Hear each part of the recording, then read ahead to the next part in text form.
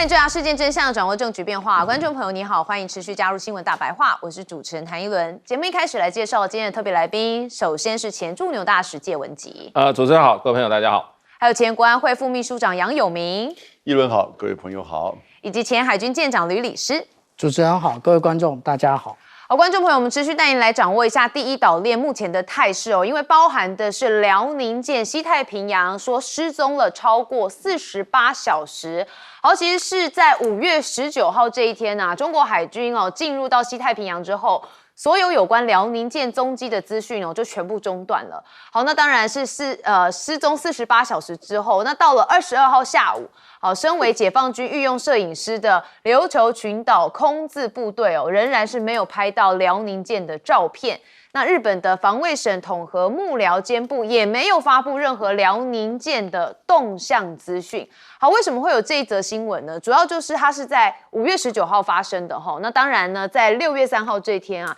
就被报道出来，因为发现日本很喜欢追踪中国的军舰但是在这段期间他们掌握不住辽宁舰呐哈。好，辽宁舰保持着无线电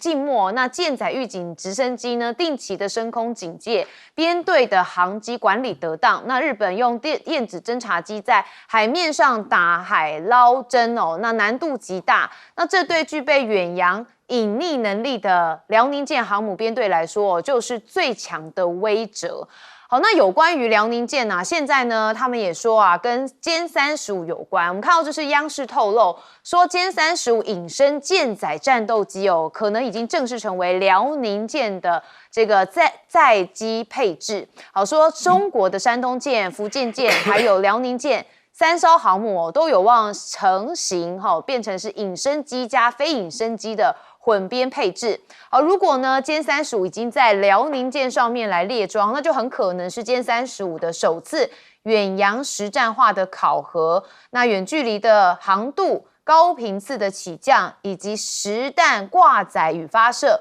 那这些对隐身的舰载机来说都是必须的硬指挥、硬指导。好，那看到辽宁舰在菲律宾海也展开了演练这是后来公布的这个动态所以你可以看到前面它公布不了，它只能公布在这个5月20几号、27啊、28以后的。那这还是日本的防卫省公布的中国辽宁舰这个航空母舰在菲律宾海开展行动的一个轨迹，所以更可以看到其实中国大陆它现在辽宁舰已经被日本常常来关注但是日本有时候也是找不到它踪迹，那引发了一些话题。那央视这边还曝光了一个叫南天门计划，这是什么呢？其实报道说这个计划涵盖了多型概念的飞行器还有未来战力的平台，包含白帝空天战机，还有鸾鸟这是空天母舰，以及玄女无人空战机以及紫火通用垂直起降平台等等相关的画面刚刚也给观众朋友看了。好，那我们就来这个简单的介绍一下这里头的南天门计划，包含是鸾鸟空天母的舰被设定为10万吨级的大型空天载具可以搭乘大约是88架的玄女无人战机。好，那包含了我刚才讲到的白帝空天战机它是有隐形的技术，可以依飞行的状态来调整气动的布局。玄女则是无人空战机嘛，它可以在大气层外来作战搭载的是粒子加速武器跟超高音速飞弹等概念性的武装系统，可以在太空作战。那紫火呢，则是通用垂直起降平台，那是具有有人跟无人协同的飞行能力，用于危险区域救援跟物资投送等任务。所以看到他们在各方面其实现在装备都相当的要劲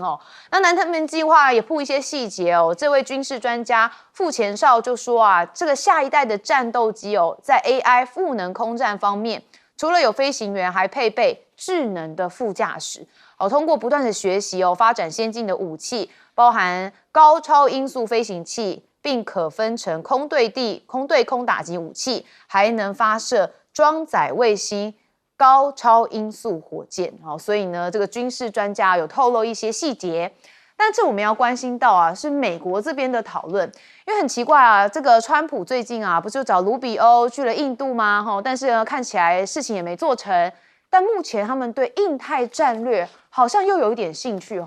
这个是他们的战争部长赫格塞斯，我们先来听听他怎么说。India is a critical anchor to hold the line. A powerful India acting in its own self-interest advances our shared goal of maintaining a balance of power across the region. India is modernizing its military to carry its share of the security burden, particularly in the Indian Ocean. We've also committed to pursuing co-production with India to advance capabilities like Javelin anti-tank guided munitions. 好，讲他说这个印度是印太战略的核心啦。那美军呢，现在史上最大的萨德采购案也曝光，那这是美军投入大约是122亿美元来增购2798枚的I-3飞弹。好，那他买了这么多之后啊，他其实呢857枚会这个拦截弹舰来指印太的飞弹威胁。那以及南海撞海底山脉消失5年说美军最神秘的海狼级核潜舰将重返印太，说预计今年9月重返现役，那正值美军强化印太部署之际。那有美国的智库学者就说啊，美国应该重新的向太平洋引进核武，来降低跟中国开战的可能性。好，不知道是不是因为要应对中国大陆的崛起，所以现在美国又把眼光放上了印太。我们等一下来问专家。好，我们看到一开始的这个辽宁舰，它失踪了超过48小时，不是真的失踪啊，是因为日本掌握不到辽宁舰。好，我们先问介大使怎么看？我想这次一定有刻意让日本这个找不到的一些新的武功秘籍吧。那不过辽宁舰它应该是在海南岛这边，它走的是靠这个巴士海峡穿这个岛链啊。所以这边日本可能还没有布局到这边。日本最南就是与那国吧，对，与那国以南，它也没有什么这些情侦间的固定的设施嘛，所以可见它的这一些什么也不好，也就是说它的卫星的侦测技术也不够。对，日本虽然也在发射人造卫星可是我真形成一个所谓的卫星的一个这个侦察网可能还是不够的。那因为是日本，事实上它过去都是日本在这个当御用的这个摄影师嘛，对，这次是日本没交成绩。那我不认为其他的国家有这些太空这个感知能力的他会不知道。不过人家知道，人家也不是像日本人这么鸡婆高调公开。高调公开，那公开又能代表什么呢？因为你要走它的宫古海峡、大隅海峡这些地方的话，日本是很容易侦测甚至你往这个就是说这个台湾南部台湾北部这边水域的话，那日本靠琉球群岛，它有很多这些陆上的监视设备嘛，甚至以前有人说，我记得就是说在海底有拉这个侦测线。就是说可能在日本的岛屿之间，琉球群岛岛屿之间，它海底下都有这些侦测的设施铺设的。那另外还有很多就是说那些像浮标一样潜在海里面的那种侦测的设施，过去也蛮多的。因为常常听说是因为中国的渔民打鱼的时候挖起来一个监听筒或者各种水下的侦测装备也有美国挖到中国大陆的都有那我想这次日本不是故意不交不出来。所以日本我觉得有点砸招牌。那现在这个南天门战机，这个是一个整个未来的一个空中作战、空中武力配置的一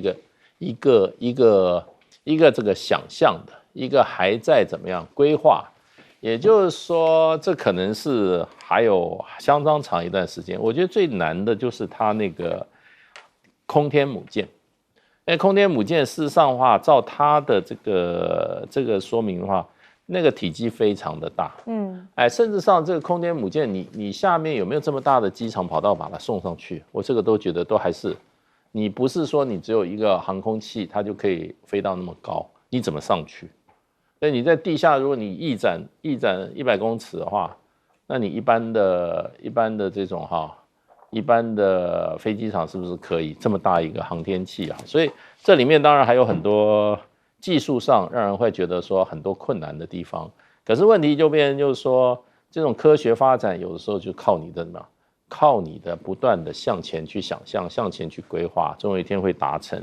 那可见中国大陆在这个军力的部署军事武器的发展上，事实上有很多人，在不断的在研究，不断的在思考。那这个其实2年前我们就看到了，可是好像大家没有觉得它是一个实现可能还比较远的，可是这次又出现，就会觉得可能这个规划是真有其事。对，因为2年后我们的科技也是有一个突飞的进步 ，AI 嘛，所以会不会是有一些新的里程碑哦？所以现在又偷偷释出这样的讯息。好，我们问舰长怎么看？其实这一次辽宁舰的航机啊，国防部应该有掌握。为什么？因为它跨越的是这一个巴士海峡哦。巴士海峡也就是在台湾南端，其实有一个是有一个战管雷达的，也就是说直接的可以掌握通过的这个时间，而通过的这个时间点，也就是人民海军他发布说他要直接的进入西太平洋运作的这个时间点啊。那至于说日本为什么没有跟上啊？那因为日本当初都以为啊，他要不就是往东走，然后要不然就是在这个石垣岛、绿岛这一个中间的这一点，那进行军演，因为已经在这里进行过很多次的军演，他们一直以为在这，没想到一通过巴士海峡之后就往南走，往南走之后，那卫星有没有照到呢？这就是大家很多人的疑问啊。那卫星不是万能的。那尤其是可见光卫星，有云就看不到。那我举个例来讲啊，也就是在大前天大家都在找的时候，我也在找啊。那但是其实如果我们用哨兵这一个卫星系统的话，是找不到的。那如果我们看到昨天最新公布的话，它其实是在这一个位置，那大家会觉得很奇怪啊。它25号，然后到26号跑到这边，然后27号又往上跑，然后到28号接近巴士海峡，很多人认为说他要穿越巴士海峡了，结果没有，他29号又往南跑，为什么？因为强密台风来啦。那强密台风来了，那这个让大家的疑问更多啊。为什么？因为一般来讲，大家都认为说他可能穿越巴士海峡，然后到吕宋岛的西侧来，那是很完美嘛。是。对，但是我们有一种操演叫做海上的一个那个机动防台。也就是我不是靠港，我是在海上防台。台风基本上来讲啊，依照它行进的方向可以分成1、2、3、4个象限，那跟我们数学学的象限是一样的啦。那其实最危险的象限是第1象限。那如果说次危险的是2、4象限，然后最那个风浪比较好一点的是第3象限。如果我们把这个航向往西北移的话，那也就是强密的这个方向，我们是不是可以发现它一直躲在第3象限？第3象限，那这个也就是它正在演练这样的，我们叫做荒天部署啊，也就是你看到那个风高浪急的状况，你会觉得好像呢是走不出这一个大浪来了，然后这个是他做的一个演练。这一个次的这一个实际的调研，未来一定会成为他的准则教范之一。那这个是他故意的，不是说他来不及跑，什么都不是。那另外这一次最重要的呢，是其实他做的是一个滑弹一体。那滑弹一体是什么？我们之前看到了歼35在这个福建舰上面，它可以弹射。可是它可不可以滑跃起飞呢？那这就是大家比较好奇的一个部分了啊。那其实这一次最重要的辽宁舰，它就是来做这么样一个测试。那至于说是不是在陆地上早就测试过了，我给大家看一下，这是2023年的照片，这个折起来机翼的，然后没有前翼的，这个就是歼35。这个就是弹跳的甲板，这个是在辽宁新城机场，其实早就试过了，只是这一次他们要训练的是他们的飞行官，那具有在这一个辽宁舰这种滑跃甲板上起飞的能力。好，我们接着问永明教授。谈到第一岛链，还有印太战略，那我就要跟各位分析，日本跟菲律宾这一次针对台湾东部海域的所谓海域划界，这到底是一个怎么回事？因为我是这方面的专业，而且过去我在政府里面也处理这个海域的问题。是，各位，1982年就通过的国际海洋法，它是有专属经济水域跟大陆交层，专属经济水域200海里，大陆礁层可以延伸到350海里，自然延伸。那1982就有通过这个法律，为什么1982到现在2026了，日本跟菲律宾才发现到原来他们的巴重山群岛中间还有一个与那国岛，然后跟在巴士海峡的菲律宾的巴丹岛，他们各自如果划200海里的话，中间会有重叠，重叠还包含部分台湾海峡、台湾岛的中间，以及大部分台湾兰屿以东的海域。现在才发现，现在要来划界，这个时间点其实根本这就是个阳谋，也就是这2个国家现在在做什么，大家很清楚，在抗中保日，在抗中保菲。然后呢，美中关系改善，同时各位在钓鱼台水域附近，自从2012年中日之间在钓鱼台水域发生就是相互的维权行动的话，到现在为止，其实钓鱼台水域大部分出现的船只、海警船、渔船、军舰都是中国大陆方面的。也就是说，过去由日本比较实质掌控的钓鱼台水域，现在事实上是由大陆这边。而在菲律宾的黄岩岛跟仁爱礁，这个当然就很清楚了。美国对于这个所谓岛屿冲突会产生战争，已经兴趣缺缺。但如果你要闹，我们会陪着你。所以这2国发现到，台湾东部海岸可以是一个造成抗中事端的一个地点。没有人从这个角度跟你分析，对不对？我跟各位讲，从时间点，从现在这整个情势的发展，以及他们分别在钓鱼台水域跟在黄岩岛知道，他们现在没别的招，就剩这一招。而这一招一定会引来，一方面，因为民进党政府把他们视为 buddy， 所以你看到民进党的外交部说肯定你们的作为。然后呢，中国大陆这边当然从他的法律架构里面，他就会派海警船来巡逻。果然，塔山舰、白塔舰就在昨天在兰屿以东的55、57海里这边，就等于是反制日本跟菲律宾。你在搞什么东西？因为这边完完全全基本上是我们海巡署的暂定执法线里面的巡查的范围，居然我们的海委会跟海巡署说，你们大陆海警船到这边来干什么？而且还警告他必须离开。那你对日菲的这样一个作为的态度是什么？所以我觉得这个阳谋就是他要在这里引起日本、菲律宾未来可能划界，甚至会派公务船、调查船，大陆这边当然就会反制海警船、公务船、调查船、军舰演习，而台湾这边也会可能怎么样的表态参与咖，而造成未来持续的冲突。因为小马可是2028年6月就要下台，所以接下来这个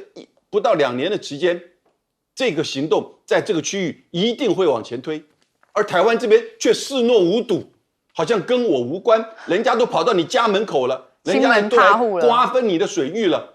我觉得台湾一定要很谨慎，这可能会变成一个未来整个第一岛链进一步的冲突争端所在。对，所以他们就是在制造争端。是没错。好，我们休息一下，马上回来。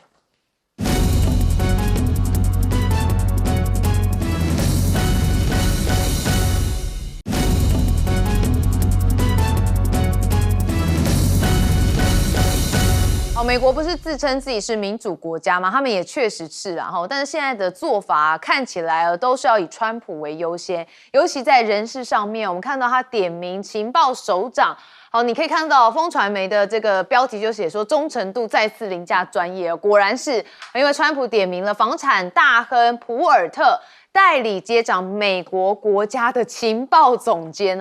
你可以看到华府的权力核心又再度的大洗牌，那包含是美国总统川普6月2号透过社群宣布要指派现任联邦住房金融局局长普尔特跨行代理的国家情报总监接掌这个统理中央情报局、联邦调查局等18个核心谍报体系的宝座。当然要用自己人才可以掌握嘛。你可以看到川普讲说啊，这普尔特在代理国家情报总监的同时，还是会保留原职那会继续担任联邦住房金融局的局长，同时会兼任联邦房地产巨头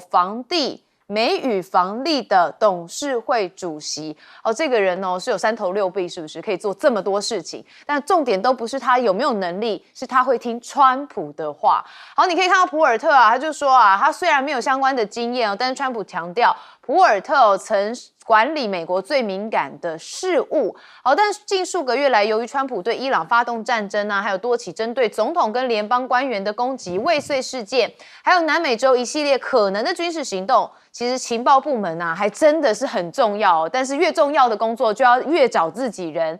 他积极安插他的人马，就是需要一个听话的家臣。那再来还要看到就是美国战争部其实问题嘛就贼，因为呢有一个名嘴的战争部长赫格塞斯。因为呢他现在叫停了8名的海军上校晋升那提拔多次落榜的亲信。这是华尔街日报6月1号披露说，他阻止了8名海军上校的晋升，然后去积极的推动自己之前多次未过评审的亲信获得了晋升。好，那报道上说从他出任国防部长以来赫格塞斯已经解雇或是边缘化了大约30位的高级军官。那面对相关质疑，你可以看到五角大厦是辩称文职领导人依法拥有选择军事顾问的权利。好，那这当然会造成内部很多的不满更何况川普不是还在打仗吗？这会不会影响美国的军心呢？好，那目前要看到的是晶片因为他用晶片在抗中，那有被打脸这主要原因是因为美国放宽辉达出口，彭博说中国7所社军大学锁定了 H200 的晶片。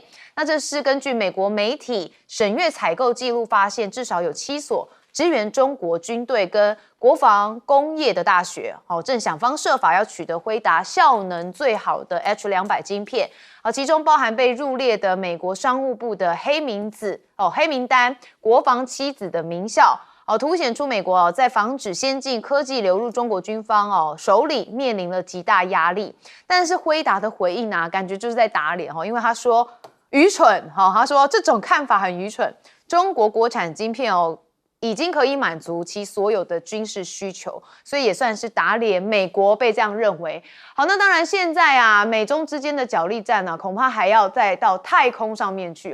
因为中国大陆现在有63项的技术清单曝光以及管制涵盖了量子通信跟电磁弹射，那还有一些其他技术包含石墨缺的材料还有一些这个制备技术紫外深紫外晶体制备的技术，好难念因为这个都是非常专业的。好，那还有北斗3号星间链路自主定轨的技术等等的好，那这部分这个中国大陆希望能够限制出口啦。那北京的商业航天银双轮驱动全国首个太空算力中心落子海定。好，那这个卫星的物联网也开启了1000亿商用的元年。那就标志着北京在商业航天赛道完成了通信加算力。好，那当然也是全球商业这个创高第一个发起冲刺。那以及中国的城市进军太空的运算领域，很可能是人工智慧竞赛的下一个前线阵地。那包含的就是北京、天津，还有西南的四川省成都等城市都在做一些相关的研究，希望能在 AI 的基础设施的新前沿领域占据着战略地位。好，那我们看到一开始，也就是川普的部分他现在就用自己人嘛，就川普的个性我们也很了解啦，但是这么明目张胆的，也是让人叹为观止。我们先问介大使。这个其实这个是对任何国家来讲的话，这都蛮严重的事，因为美国所有的这个情报机构它都是叠墙造物，因为通常情报在关键情报的时候，一条线是不够的这条线来了，你要找另外一条线确认对不对，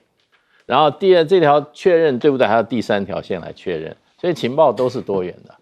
都是多几条线，你会有安全局，你会有情报局，你还有调查局。虽然有分工，可是情报基本上就不能定于一。那当然，因为美国事实上负责情报的机构太多了 ，FBI， 然后呢警政的啊，还有这个 CIA， 还有陆军情报、空军情报、海军情报处，哦，那真的五花八门。所以他有时候情报太多，就有一个人，这个情报总监。那情报总监说起来他是总旗协调的，他根本有将无兵啊。情报总监他不像 CIA 下面不知道多少人啊 ，FBI 全美国各个地方都有。情报总监最重要，他人和要搞好。可是这个前任情报总监的扎拉德，他一上任以后就跟 CIA 杠上了，他去管人家的业务，传统业务。这个我看报道说 ，CIA 负责总统每日全球情资报告。这个就是 CIA 那么多东西，那么多机构每天报回来的情报，每天早上他们要准备一份早餐给总统看，总统桌上一看，台湾，怎么的，每个地方都有，非常清楚，而且都是绝对是有情报概念人找来的情报，都有价值的。那可是听说加拉德就对人家不满意，然后呢？就要参与这份总统的这个每日早上的这个情报全球舆情报告的参与，就跟 CIA 产生冲突。后来他又搞了自己一些主动的一些计划，从组织结构的这个生态来讲，看起来在抓权。那其他这些单位，你过去你那个总监就是协调而已啊，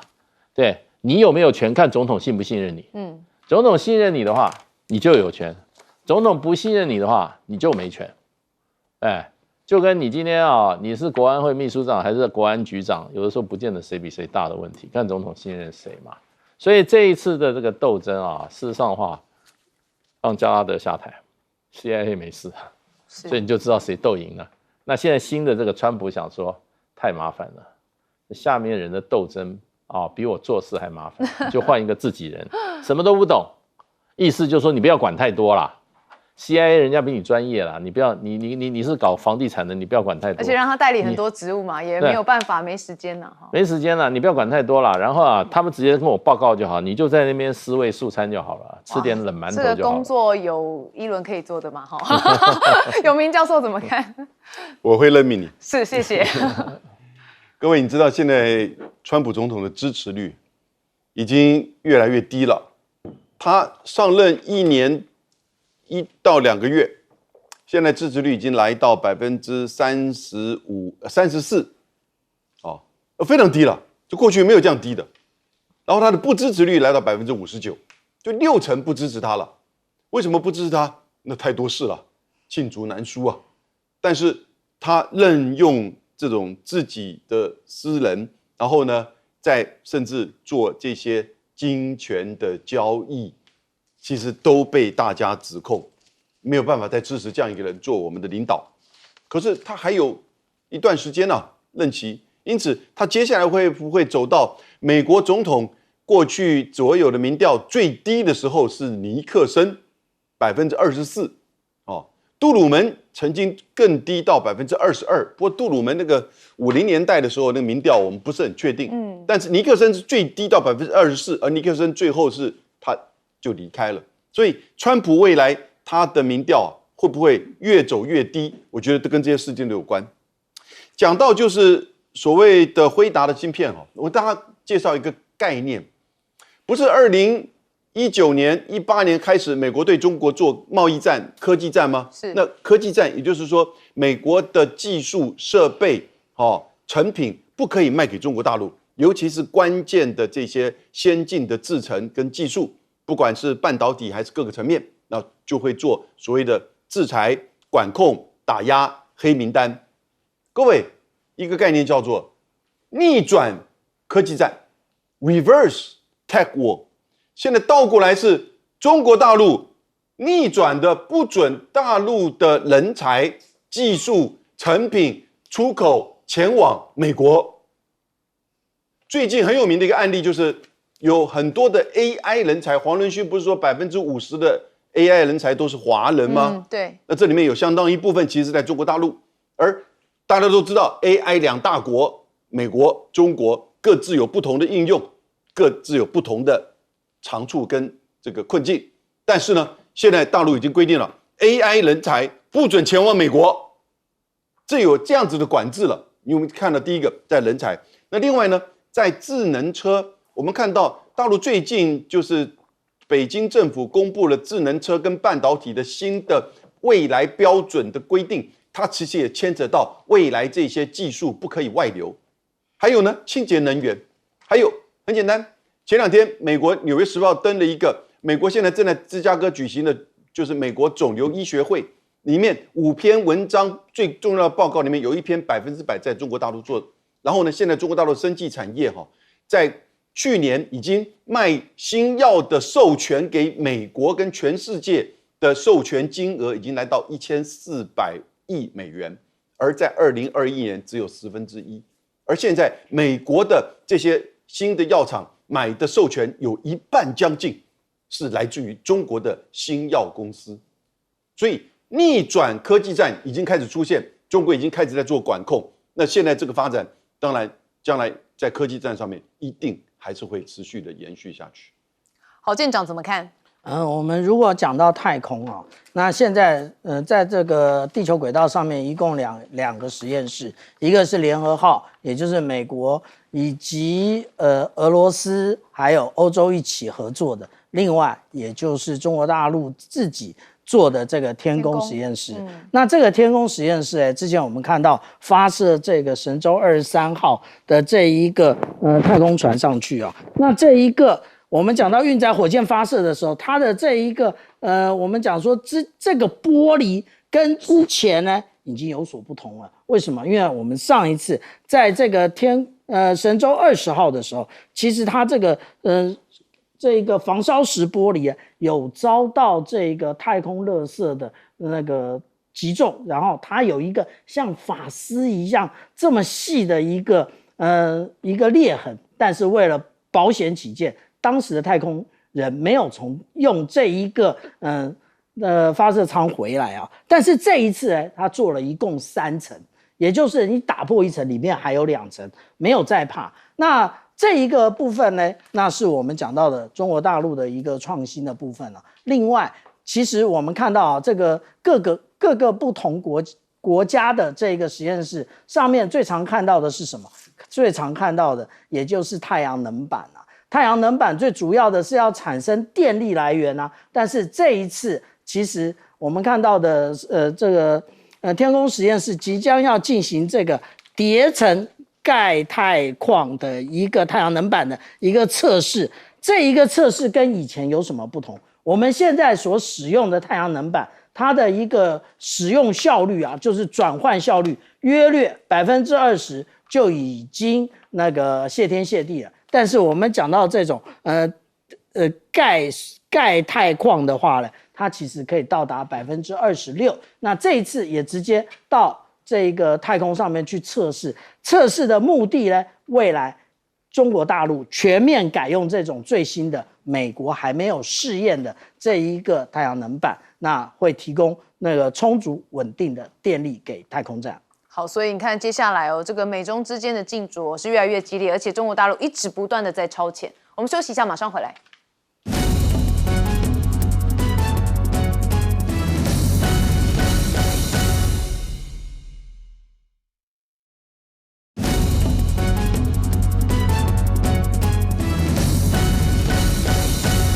最后我们还是要来关心美伊战争因为现在这个谈判又出现僵局，但是呢还是有些战火，包含根据伊朗媒体报道，伊朗的革命卫队也对美海军第5舰队总部以及一处的空军基地发动了飞弹跟无人机的攻击。好，美国的第5舰队在这个总部设在就是巴林，那负责中东地区船只的安全。好，那我们也看美国的中央司令部就说伊朗向周遭的邻国发射了数枚的弹道飞弹，但是所有的飞弹都没有击中预定的目标。那同时，伊朗呢也发动了新一波的无人机攻势，美军防空系统成功击落了多架无人机，来确保该地没有受到任何的损伤。所以有人认为现在中东局势又算升温了吧？好，那因为呢，伊朗弹袭美军驻科威特的基地。那中央司令部，也就是美国这边也是火速的反击。我们看到革命卫队2号表示说，已经发射至少10枚的弹道飞弹来攻击美军驻科威特基地，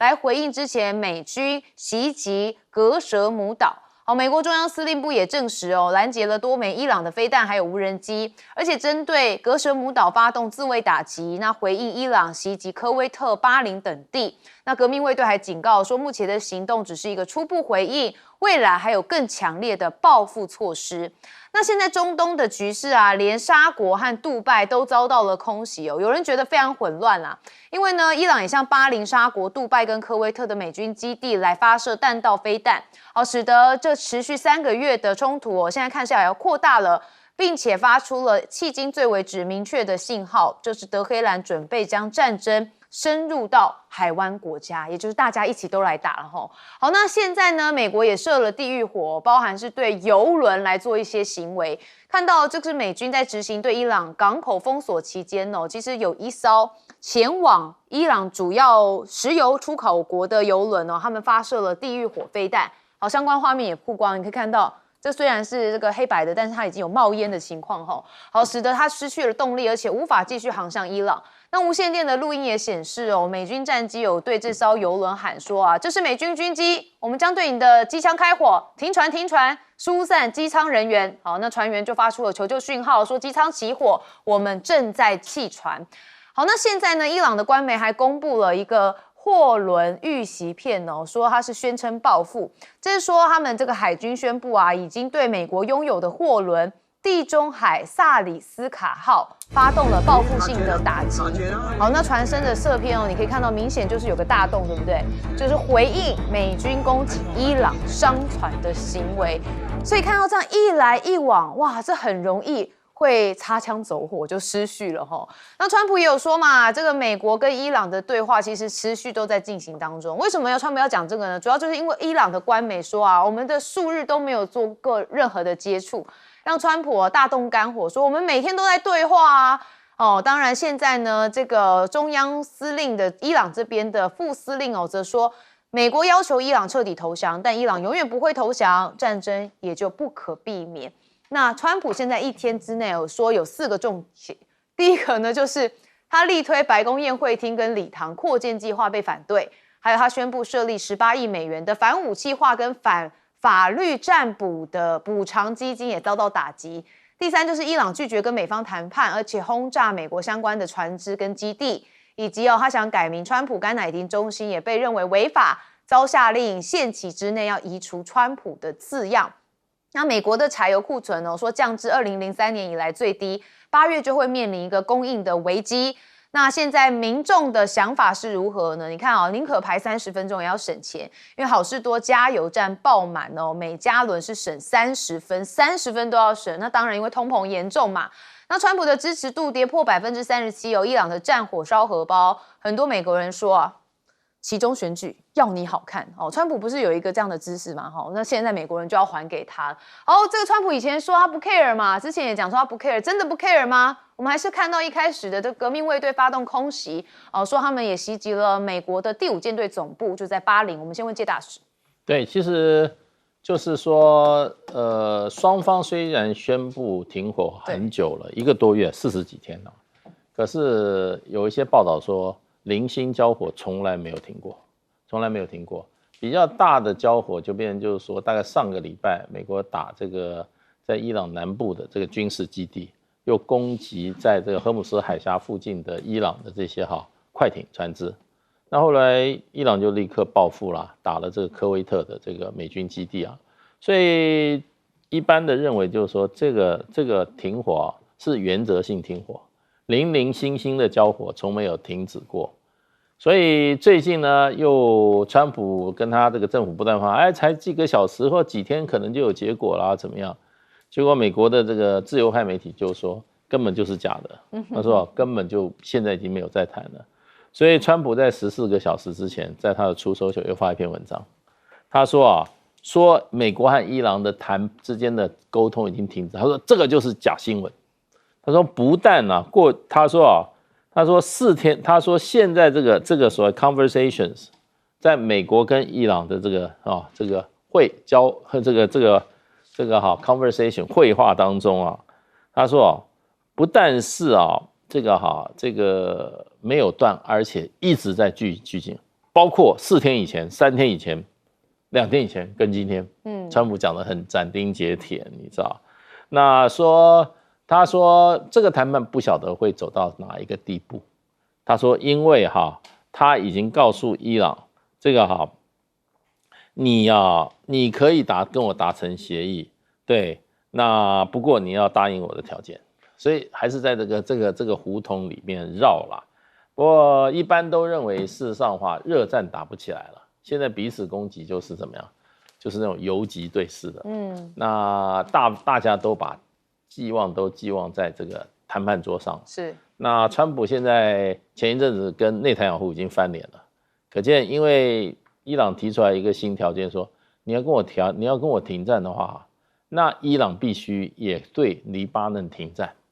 要不然我就不停战。以色列对黎巴嫩，以色列你也要对黎巴嫩停火，要不然我就不停火。所以川普你看多认真啊，帮伊朗打工打得多认真，去威胁这个内塔尼亚胡说，你要不是我的话，你老早就关起来了。然后呢，跟他在里面用3字经，用那个 F 的字来骂那个内塔尼亚胡，可见川普多想停止啊，只是现在看起来是伊朗比较难缠。不过这个川普真的所谓的祸不单行啊，他那个参议院是美国这个共和党控制啊。怎么会？你要修那个白宫宴会厅，还会被反对。这个钱参议院反对啊，那意思就是说，你共和党已经怎么样4分5裂了吗？应该你共和党多数一表决就同意啊，也不过几亿美金，10几亿美金，对美国来说是小钱了。不过这个是对川普来讲，我想会让他很恼怒，也可以看出来川普是不是大势已去啊？他那个政府都控制不住了，连4个案子都被否决，所以川普现在是怎么讲呢？内外交逼，屋漏偏逢连夜雨。好，一轮会用内外交逼，因为选民才是他今年最重要的考验呐。好，舰长怎么看？其实我们看每个礼拜这个美国海军这个新闻网它所公布的相关的这个动态其实就给了很多国家的一些想法。我们现在看到这一个原来说是预备队的这一个全4号远征打击群，他已经离开新加坡了。他离开新加坡进入南海，意思是什么？意思也就是他没有要继续的前往这一个波斯湾地区了。那是不是就是不打了呢？因为后预备队不见了，那如果你只靠迪利波里远征打击群一个远征打击群的话，可能力有未逮啊。你要打这么大一个国家，伊朗那如果是这样的话，那当然伊朗底气就来了。那另外还有一个国家，现在可能也可以喘口气，那个也就是古巴。古巴我们现在原来看到这一个硫磺岛号远征打击群，它就在古巴这个位置，可是它现在呢也已经回到这个诺福克军港这边这个位置。那尼米兹号那个这一个打击群呢，它跑到哪里去了？它跑到牙买加去了。那靠港那就是我们讲到的加入海军环游世界嘛，大家那个靠港整补一下，大家官兵下船愉快一下。那这也就是告诉我们，其实有关于伊朗的部分呢，对于伊朗来讲，既然呢你预备队都不在了，那开玩笑，我底气来了，我继续打。而因为你要了这个浓缩铀，事实上来讲，他们这已经经过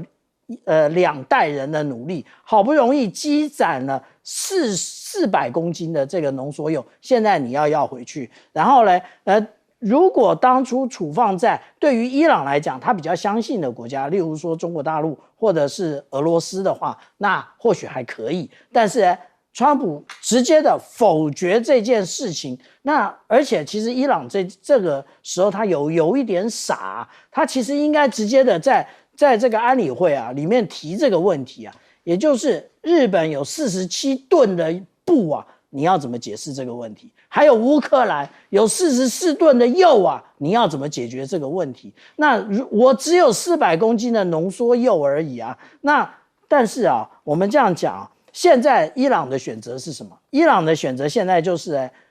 那个美国，你只要打我就打遍海湾国家，也就是海湾国家全部通通都是那个挨我一片个打。然后这些国家挨打之后呢，那实际上来讲，它的油源向外输出，或者是无论是肥料啊，或者是天然气向外输出都有问题了。那更不要讲说，例如说我们讲到这个杜拜，原来他想要靠观光的，这个打仗啊，就是观光的最大的敌人。你只要一打仗，观光客全跑光。所以我们这样讲啊，现在这个状况其实是不断的在打仗。那但是只要美国跟伊朗不停火的话，这个油价又一直往上涨。还记得克林顿讲的，笨蛋，问题在经济。好，有明教授也帮我们分析一下。我其实完全不在意川普的选举，我甚至不在意这个伊朗的浓缩铀去哪里。但我现在非常关切，而且是谨慎悲观的认为，荷尔姆兹海峡的开放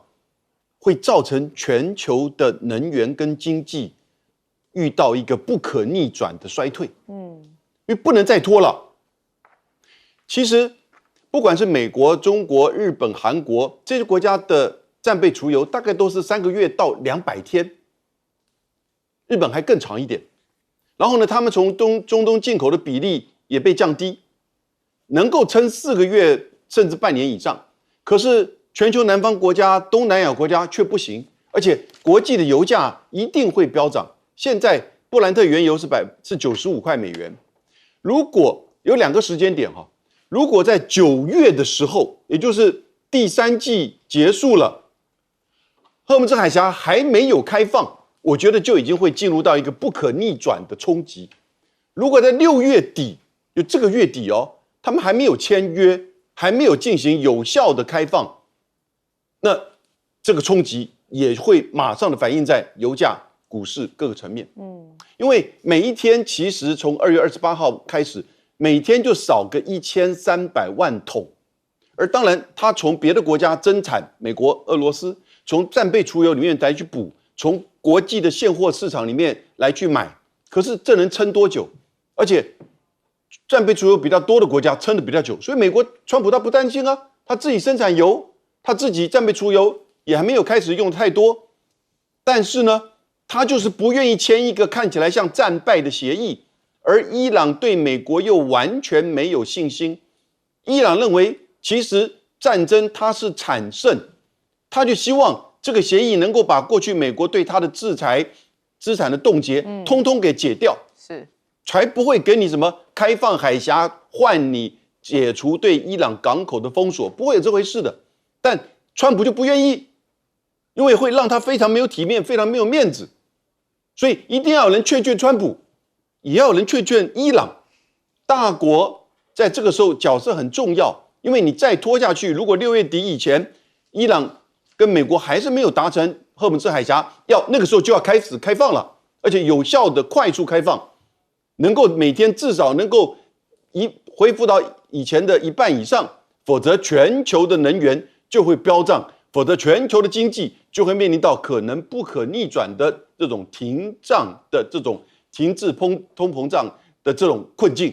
所以我觉得这个情势哈，川普跟伊朗之间的情况，我们以为双方会很理性，但一直到现在为止，这个理性还出不来。